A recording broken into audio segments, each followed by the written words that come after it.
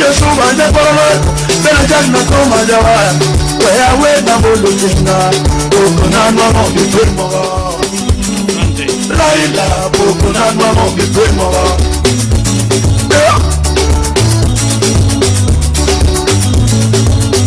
Wana bolo wedo kinga nikichuma matendo bata. Chumbe agwambo wonya memo pido. Thank you very much. Asanteni sana. Asanteni sana. Mama Raila Odinga, mke wa ndugu yetu, rafiki yetu, kiongozi wetu, pamoja na watoto wake Rosemary Junior na Winnie. Familia ya Jaramogi Oginga Odinga kiongozwa hapa na Senator Daktari Oburu Oginga. Rais wa 4 wa Jamhuri ya Kenya, Rais wa zamani wa Jamhuri ya Nigeria, ndugu viongozi wetu wa dini, maaskofu na wananchi wa hapa Siaya na Wakenya wenzangu wote ambao mnahudhuria mazishi haya. Napenda kuwasalimu hamjambo. Amoso ujodurua. Amoso ujodurua. Jodurua untie. Jodurua Bwana asifiwe. Mimi kwanza naleta rambirambi zangu za mke wangu na watoto na za serikali zima la taifa letu la Kenya kwa familia ya huyu shujaa, our brother, the leader of ODM, the foremost political engineer in our republic, as we have been told. Nikisema pole sana Mama Aida na watoto na jamii kwa kumpoteza ndugu yetu aliyelala hapa, Mheshimiwa Raila Amolo Odinga. Let me say this for the record. The nation of Kenya today is flowing with floods of tears of grief. The foundations of Kenya are shaken by the stomping footsteps of mourners, and the soul of our nation is aching because of the loss of a great hero of our nation, a man who has been made through fabric of struggle, a man who many fondly referred as the people's president.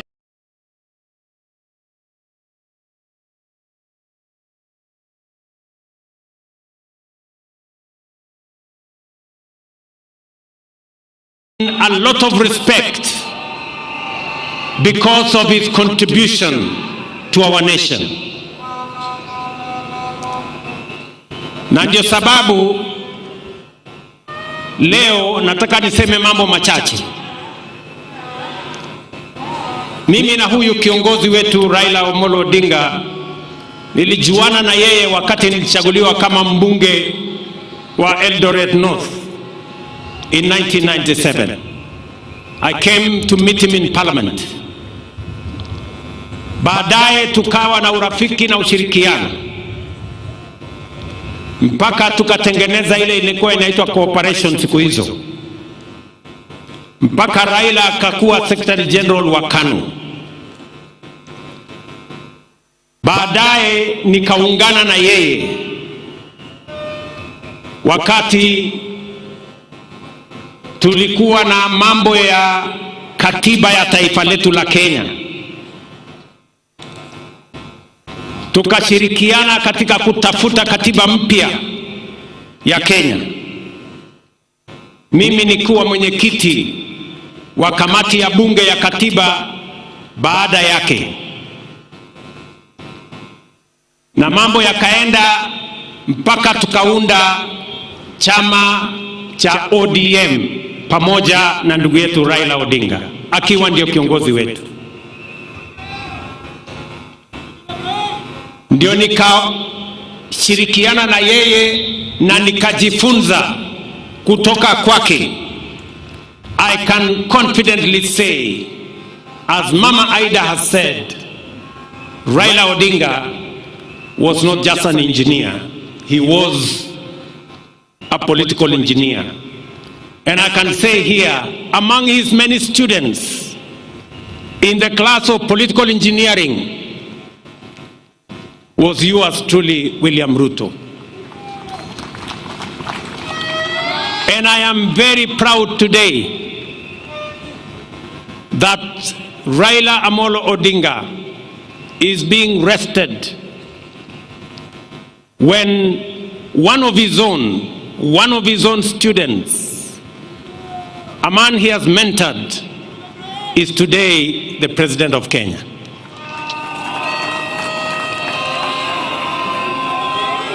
Mimi nataka niseme hivi. Mheshimiwa Raila Amolo Odinga, katika uchaguzi uliopita wa 2022, watu wengi ambao walikuwa wananiunga mkono walikuwa wanashangaa sana kwamba mimi sikuwa na wasiwasi wowote na uchaguzi wa 2022, kwa sababu mashindano ilikuwa kati ya Raila na mwanafunzi wake. And therefore it didn't matter to me the outcome of the election of 2022. Either Raila Odinga was going to win or his political student William Ruto was going to win. And that is why hata wakati waliniuliza watu wengi, wewe bwana, wewe unawezaje kushindana na Uhuru Kenyatta na Raila Odinga wakiwa pamoja?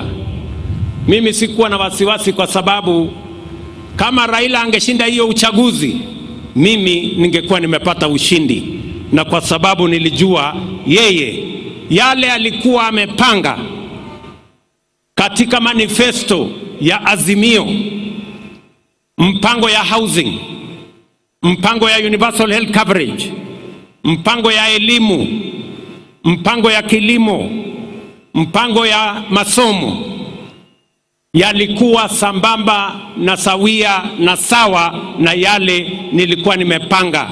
It is just a student and his teacher. And that is why I can now reveal here today that immediately after the election, a few months, and there are witnesses sitting in our midst today, I looked for Baba. A few months after the election, nikamwambia mheshimiwa, tukaketi chini na yeye, nikamwambia mheshimiwa Prime Minister, wewe ni mwalimu wangu. Kwa umri mimi natoshana kuwa kijana wako. Kwa mapenzi ya Mungu mimi ndio rais wa Kenya. Nikamweleza mheshimiwa Raila, kwa hii serikali mimi nataka nikupatie mambo machache. Nikamwambia, kwanza, kama utasimama 2027 kuwania urais, ama kama utaunga mkono mtu mwingine, mimi hainijalishi. Mimi ninataka kama kijana wako niliyejifunza siasa chini yako, nataka nikushughulikie, kwa sababu wewe, you have made a huge sacrifice for our nation. You have made a huge contribution to our nation. And I told Baba, I want, as a person who has learned in your political school of politics, I know you have made a huge contribution to Kenya. I know you have paid a huge personal sacrifice, family sacrifice, community sacrifice. I want to right the wrongs that have been done to you in our nation. And we agreed with the former Prime Minister, and I told him without condition, I will do whatever he wanted me to do, especially to make sure that the sacrifices he had made for our nation, the contribution that he had made for our nation, we right any wrong that may have happened. Mimi namshukuru Mungu kwamba baadaye katika safari hii ya siasa Mungu alinipatia nafasi,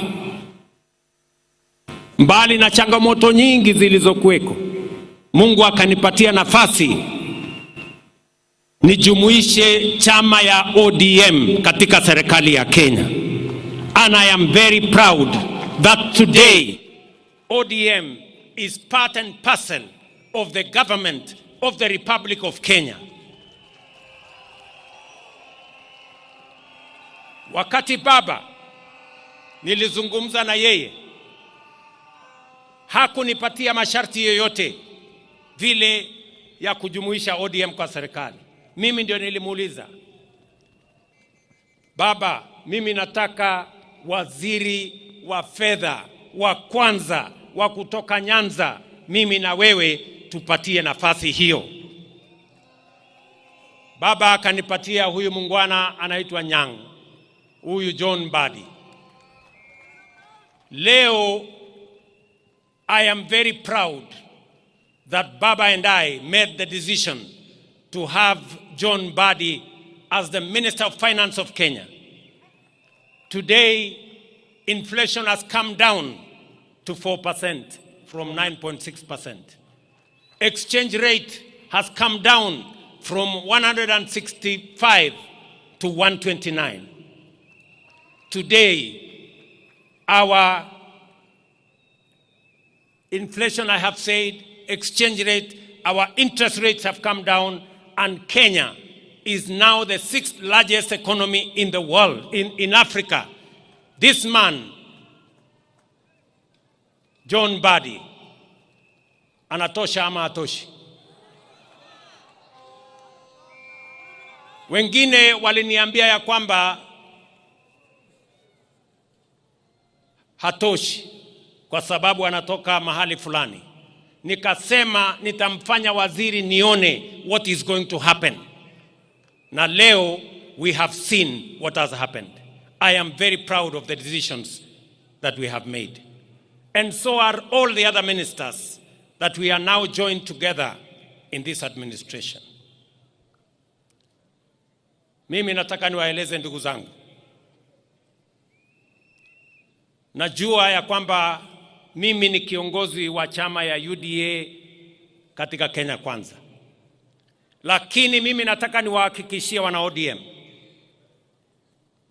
kulingana na matakwa ya Baba, because Baba believed in political parties, he built the largest political party, ODM. I want to tell you, we will respect ODM. We will support you to hold ODM together. ODM must be strong as we go to 2027, because that is the way we are going to have a strong government. Political parties are the foundations of any meaningful democracy. And therefore, the future of ODM, the strength of ODM, the well-being of ODM matters a great deal to me, because that is how we are going to have a strong nation, by having strong, vibrant, national political parties.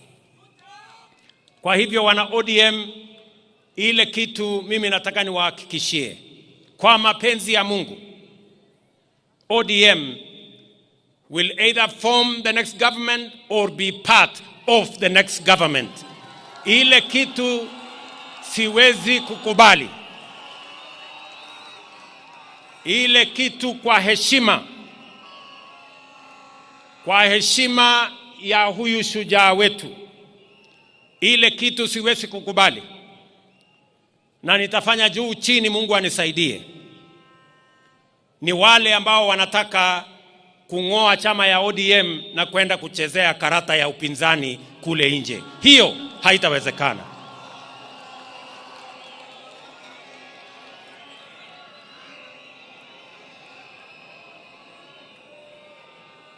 Si tukisema ODM tunasema tuko tayari. ODM. ODM. ODM. Muko tayari? Muko tayari? Tuunde serikali 2027. Mimi nataka niwaeleze hivi. Baba, we consulted with him very often. But the last 1.5 months were very difficult times, because every time I met Baba, his voice was hoarse, and he kept on telling me that I am weak because I am taking some drugs. And I was very concerned. He explained to me that he had gone to Dubai, and he had gone to the American hospital, and they had told him a few things about his health. And then he came back and went to Canadian hospital again in Dubai. And after he came back, his doctors, led by Dr. Olunya, who is his personal doctor for many years, administered some medicines to him. And when I went to New York for the United Nations General Assembly, I kept track with what he was doing. And I told him, I will come back, I will come through Dubai, I will also do a medical checkup, but when I come back, I want us to meet. Because his health was very concerning to me. So when I came back, I thought I would meet him on a Saturday, or was it a Sunday?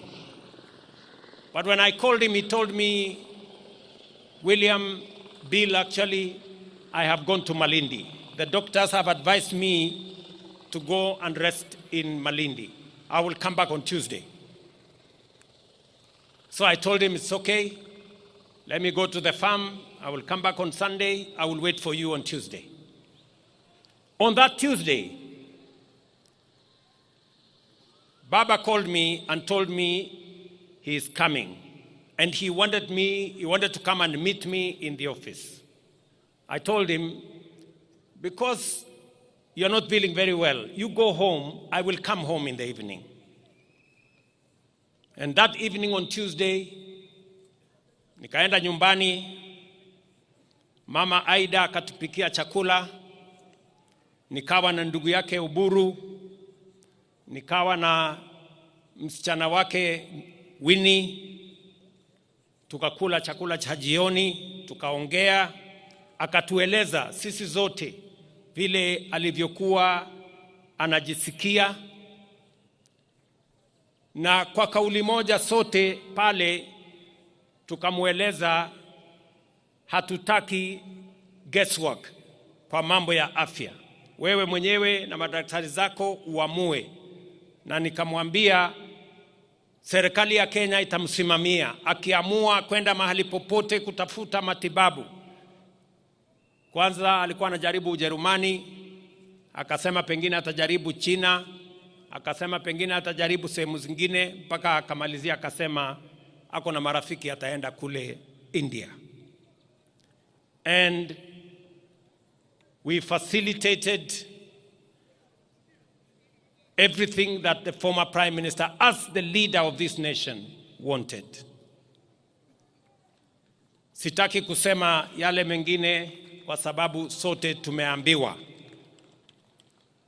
But I must commend members of his family because they were always there for Baba, especially Winnie Odinga. Winnie, you are a special person to your father. You stood by your father. You were concerned about his health. You persuaded him to take his health seriously. I must also thank Ruth. Ruth Odinga, you were there for your brother. And Oburu kept calling. Mama Aida kept calling. But I want to say it was not easy. Because when we thought Baba was okay, in fact, alikuwa amepigia watu wengi simu. Waambia mimi niko sawa sasa. Madaktari wameniachilia, wamesema nirudi baada ya miezi 6. Wacha sasa niende nipumzike, nitapitia Dubai, nikuje nyumbani. Tulikuwa tunapanga kuja hapa Jaramogi Oginga Odinga on Thursday kwa ile investment conference. Lakini mambo yakabadilika, yakawa vile yalivyokuwa. So nikienda ofisini asubuhi, I remember it was about 6:40 or 6:45 there. Nikaona kwa simu yangu Oburu ameniandikia WhatsApp message akaniambia my brother is critically ill. Nikampigia Oburu, nikamuuliza, I thought we spoke to Baba and he was feeling okay. Imetokea nini? Akaniambia amepata information. So nikachukua simu yangu, nikapigia yule ambaye alikuwa ameenda na yeye. Akaniambia Baba is okay. Yeye pia hakuwa anajua. Nikamwambia ebu check. Nikachukua simu yangu nikapigia mwingine, akaniambia pia hajasikia. In a few minutes, like 10 minutes, Oburu akanipigia tena. Akaniambia inaonekana Baba ametuacha. He was not conclusive. So that's a few minutes after 7. After 2 minutes, Winnie akanipigia. Akaniambia, first I told her, please Winnie, don't tell me any bad news. But of course she said, the bad news have happened. My father is no more. And those were very, very difficult moments. Many commentators in the newspapers and in the media say this is a very big blow for William Ruto. Yes, it is. It is a very big blow.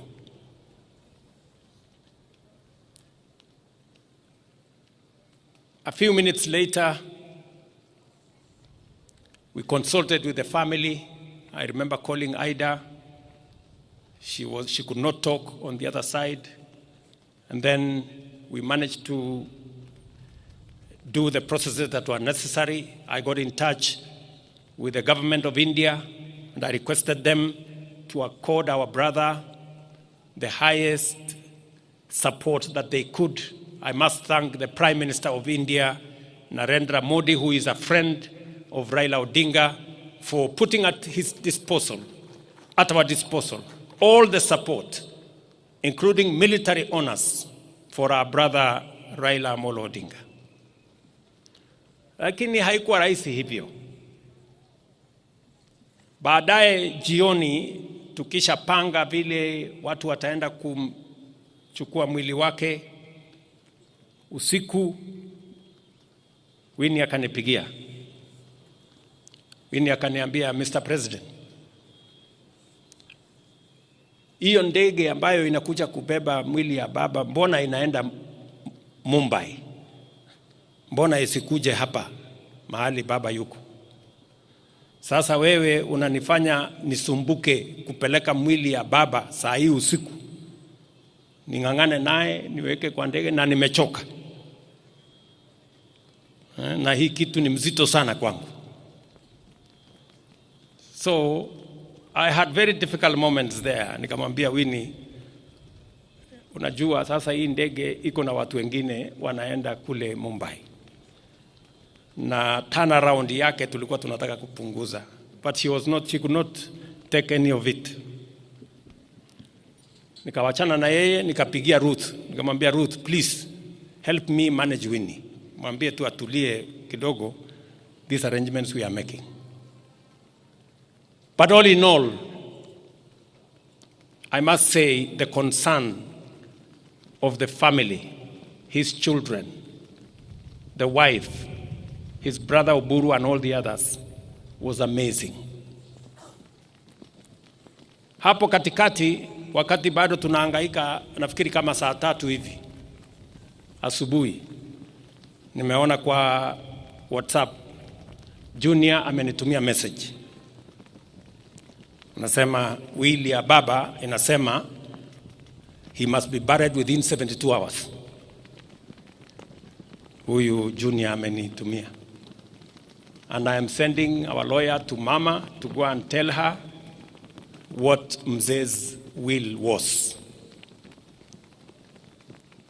So hapo katikati sasa ikawa ni kizungumkuti. We are trying to balance between the will of the late, the reality of where he is, the requirements of culture, the state, the church.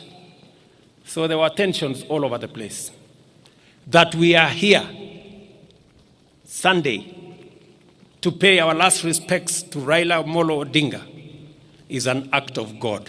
Na tunashukuru Mungu kwamba imetusaidia tufikishe hapa.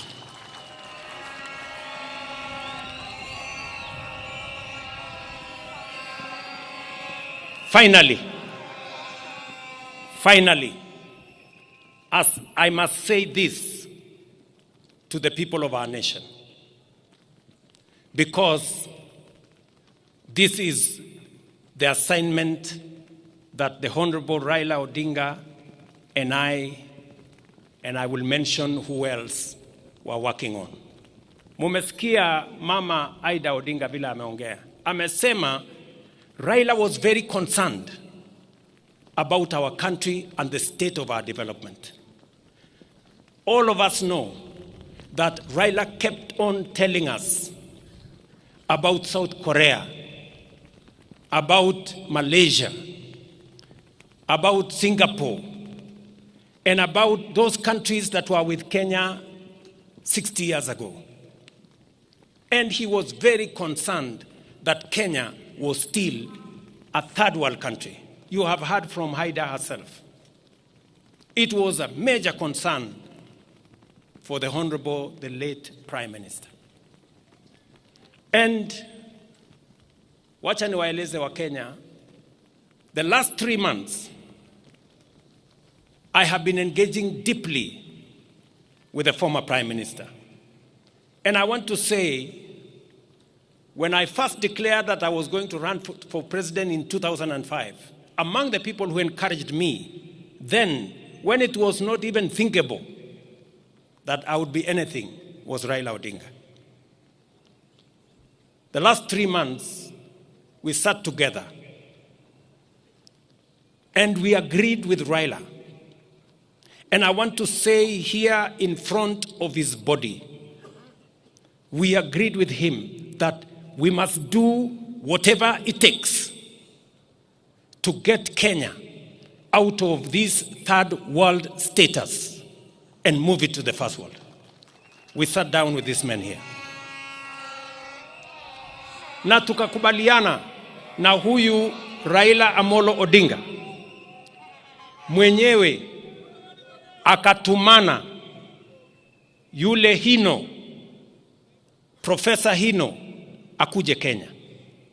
Hino came here almost a month ago for us to agree on the plan that is going to get Kenya out of this mess.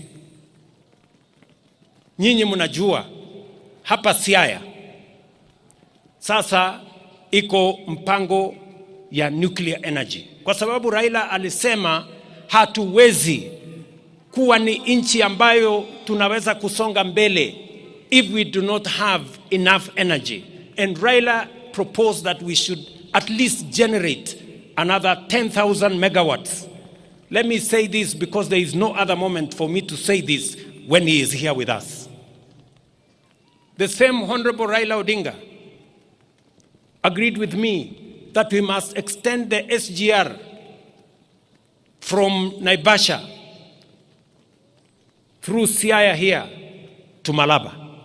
He also agreed with me that we must extend a dual carriageway from Rironi through Nakuru, through Eldoret to Malaba, and also through Kericho to Kisumu to Malaba. And we agreed with him on how we are going to build a new airport and how we are going to expand our infrastructure. Haya ni mambo niseme mbele yenu the late akiwa hapa, na tukakubaliana na yeye tutawazungumzia viongozi wetu wa bunge tuanze kuelewana, na nikakubaliana na yeye kwamba pia nitamtafuta rais wa 4 Mheshimiwa Uhuru Kenyatta. And I want to say here to you, Baba, we agreed, me and you, that I would look for President Uhuru Kenyatta. And I booked an appointment. I sat down with President Uhuru Kenyatta, and we discussed what I had discussed with Prime Minister about the future of our country, how to think big, how to get rid of the average and the usual and the normal and the ordinary, so that we can stretch this nation to the extraordinary and to the excellent. And you remember, President Uhuru Kenyatta, I came to your office, I sat down with you, I explained to you what I had discussed with my brother, Prime Minister, and I want to thank you immensely that you shared in putting this country together, eliminating division and tribalism, and making sure that we can forge a unity that would lift Kenya from a third world status to a first world status. Ndugu zangu waombolezaji, Mama Aida, I have discharged my responsibility to a friend, to a brother, to my mentor, a man I went to his school. Wengi walijaribu kuniambia ya kwamba Raila hakukuwa rais, kwa hivyo heshima yake ishushwe chini kidogo. Mimi nikawaambia hata kama hakuwa rais, he was the people's president.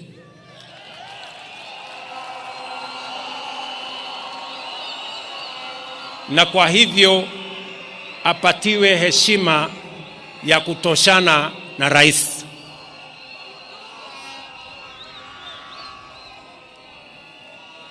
Ndugu zangu,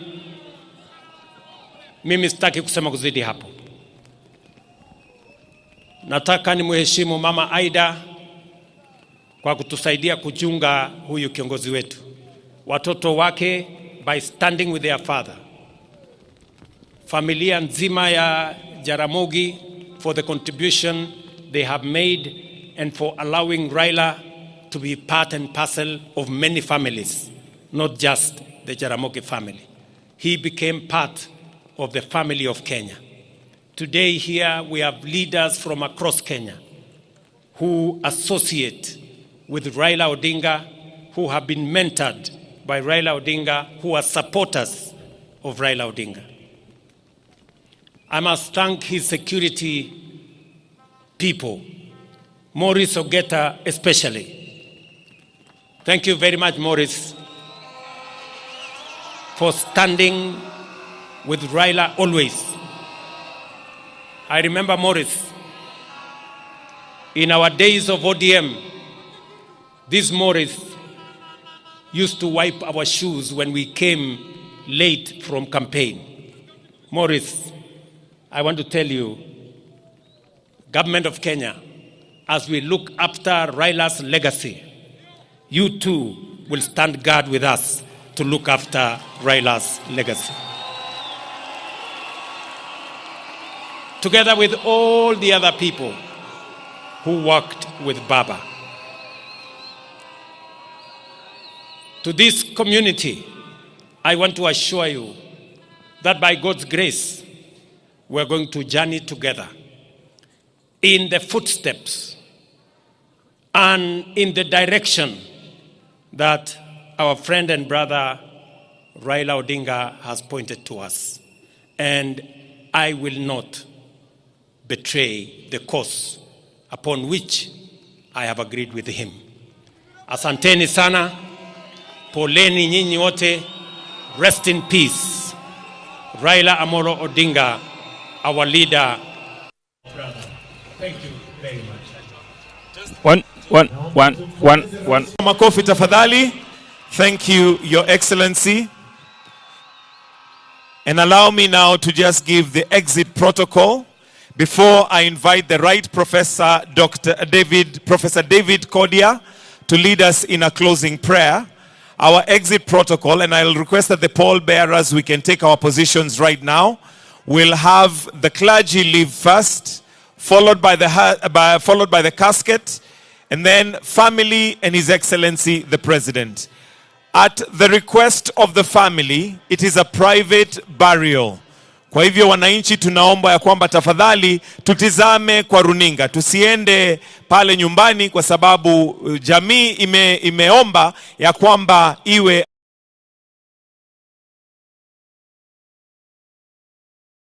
go. The rest of us kindly let's stay and watch it on the screens that we have. Reverend, kindly lead us in a closing prayer. Again, we'll have the bishop's lead, followed by the casket, family, and His Excellency, the President. Tuombe tafadhali.